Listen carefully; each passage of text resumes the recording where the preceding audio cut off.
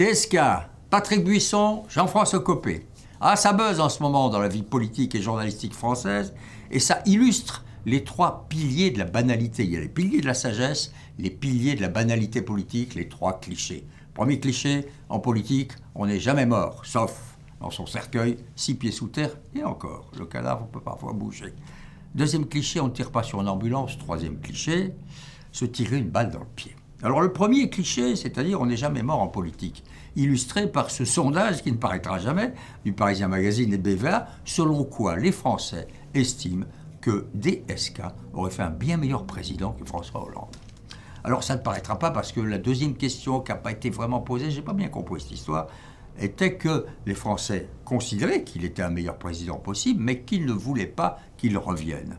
Toujours est-il, quand même, il n'est pas tout à fait mort. C'est encore un homme politique. Il est encore considéré comme politique DSK. Et peut-être aussi que le temps a fait son travail et a lavé un petit peu ces turpitudes anciennes, en attendant quand même un procès qui n'est pas encore tout à fait fini, si j'ai bien compris. Deuxième cliché, plus sérieux, plus grave, on ne tire pas sur une ambulance. De l'ambulance est sorti un homme qui avait vraiment l'air malade. Il s'agit de Jean-François Copé, bien sûr, qui dans sa conférence de presse avait le visage pâle, livide. On avait même l'impression qu'il avait perdu des kilos en l'espace d'un week-end à la lecture du Point et même de la double page du Monde de Baquet et de Chemin. Et avec une voix d'enfant prise en faute.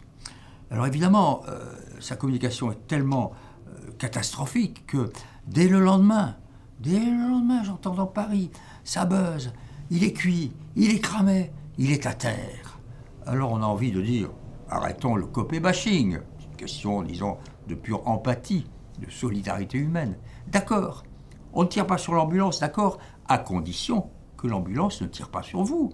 Et que de l'ambulance ne sorte pas un homme qui, Kalachnikov à la main, tire sur les médias, il ne faut jamais faire ça, sur les hommes et les partis politiques. Bref, l'ambulance est sur le fossé et c'est tout à fait de sa faute. Et le troisième cliché, se tirer une balle dans le pied.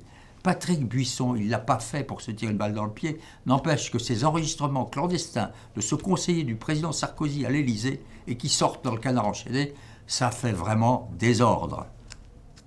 La balle dans le pied de la droite, d'une manière générale. Bien. Alors, à ces clichés, aux auteurs, aux illustrateurs, aux acteurs de ces clichés, je préfère proposer la phrase d'André Malraux. Écoutez-la bien, messieurs Copé et Buisson. Écoutez Malraux. On ne fait pas de politique avec de la morale, mais on n'en fait pas davantage sans morale.